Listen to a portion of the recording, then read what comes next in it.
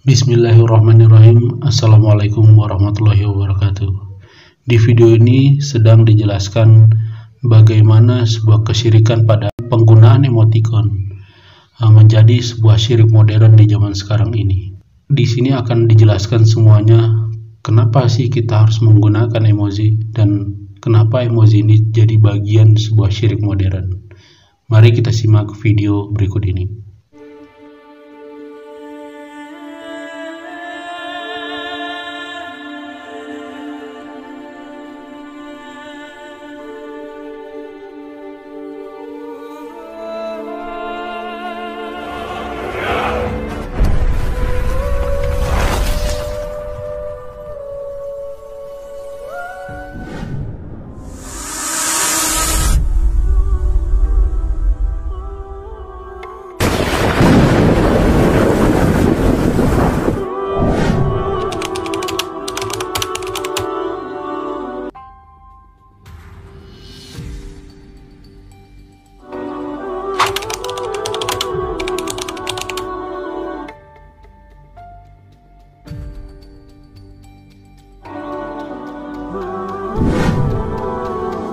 Secara umum, emoji digunakan sebagai pesanan ringkas untuk menyalurkan lukisan perasaan gembira, sedih, marah, duka, peduli dan yang seumpamanya.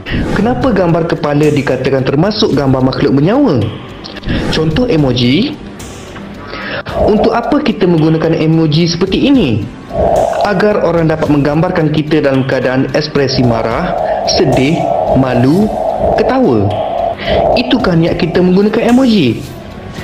Sedarkah kalian bahawa secara tidak langsung kita telah menghidupkan suasana patung berkepala emoji itu agar digambar-gambarkan? Bermain emoji perasaan juga termasuk konsep pemujaan ataupun syirik. Bagaimana emoji jatuh dalam perbuatan syirik? Secara ringkasan, kita akan membahagikan emoji yang menyerupai benda kehidupan maupun emoji yang menyerupai benda yang tidak hidup.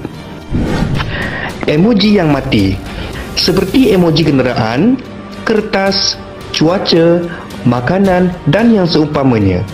Hukumnya adalah harus dan boleh digunakan dalam pesanan ringkas. Emoji menyerupai benda kehidupan yang dipotong adalah seperti tangan tanda good ataupun like. Hukumnya adalah boleh digunakan serupa dengan hukum lukisan yang telah dipotong kepalanya. Daripada Abi Hurairah, beliau berkata, Jibril alaihissalam meminta izin kepada Nabi SAW untuk masuk ke dalam rumah baginda. Nabi SAW menyebut, masuklah. Lalu Jibril berkata, bagaimana aku nak masuk sedangkan di dalam rumah engkau ada langsir yang ada lukisan padanya? Sama ada engkau potong kepala lukisan tersebut atau dijadikan alas yang dipijak-pijak. Riwayat Al-Nasa'i, hadis yang masyhur.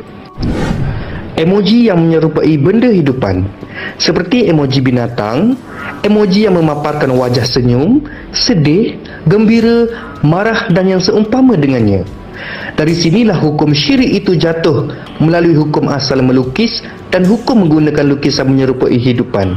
Dalilnya, hadis pertama dari Ibnu Umar bahawa Rasulullah SAW bersabda, sesungguhnya para pelaku gambar-gambar ini mereka akan disiksa di hari kiamat dan dikatakan kepada mereka, hidupkanlah oleh kalian apa yang telah kalian ciptakan. Sahih Al-Bukhari 7558 bab tauhid. Hadis kedua, Abu Hurairah radhiyallahu anhu ia berkata, aku mendengar Rasulullah SAW bersabda, Allah Ta'ala berfirman, dan siapakah yang lebih aniaya daripada orang-orang yang menyerupai ciptaanku? Maka buatlah semisal jagung, atau buatlah seperti biji-bijian, atau buatlah seperti gandum. Hadis riwayat Bukhari dan Muslim. Hadis ketiga dari Abdullah bin Abbas radhiyallahu anhu bahawa Nabi SAW bersabda, inti dari syurah adalah kepalanya. Jika kepalanya dipotong, maka ia bukan syurah. Hadis riwayat Al-Baihaqi. Kesimpulannya, apabila kita membaca ketiga-tiga hadis di atas, maka emoji hidupan bernyawa seperti binatang maupun emoji ekspresi wajah jatuh dalam kedudukan di atas ianya adalah gambar yang menyerupai ekspresi raut wajah dan ianya berbentuk kepala, dan kerana itulah apabila digunakan ia jatuh kepada syirik. Dan inilah dalil yang kuat berdasarkan sunnah. Syirik adalah mempersekutukan Allah dengan sesuatu, ada tandingan selain Allah dan meniru hak cipta Allah dengan menghidupkan sesuatu. Definisi syirik yang dimaksudkan di sini adalah syirik menyalurkan atau menghidupkan perasaan kita kepada emoji ekspresi wajah yang berlambangkan sedih, gembira, marah dan seumpama dengannya. Adapun alasan yang kuat ianya syirik kerana ianya direka atau diperbuat oleh orang-orang kafir yang mencuba untuk menyerupai kelakuan Allah ataupun af'al Allah yang Maha Mencipta, kerana itu hadis tadi berbunyi, Allah Ta'ala berfirman, dan siapakah yang lebih aniaya daripada orang yang menyerupai ciptaanku? Riwayat Bukhari dan Muslim. Allah telah berjanji kepada pelukis benda bernyawa maupun yang serupa atau yang menyerupai ciptaan Allah bahawa mereka akan diazab di akhirat kelak. Apalagi penggunaan emoji ekspresi wajah adalah serupa seperti melukis dan kelak akan mendapat azab yang sama. Nauzubillahi min zalik. Daripada Ibnu Mas'ud radhiyallahu anhu, beliau berkata yang bermaksud, aku pernah mendengar Rasulullah SAW bersabda, sesungguhnya orang yang paling berat siksanya pada hari kiamat kelak adalah para pelukis gambar ataupun makhluk bernyawa. Hadis riwayat Bukhari dan Muslim. Jadi, marilah kita ambil hikmahnya dengan fikiran yang lapang dan berusaha untuk menjadi seorang Muslim yang sejati. Sesungguhnya Allah berfirman dalam surah Al-Hadid,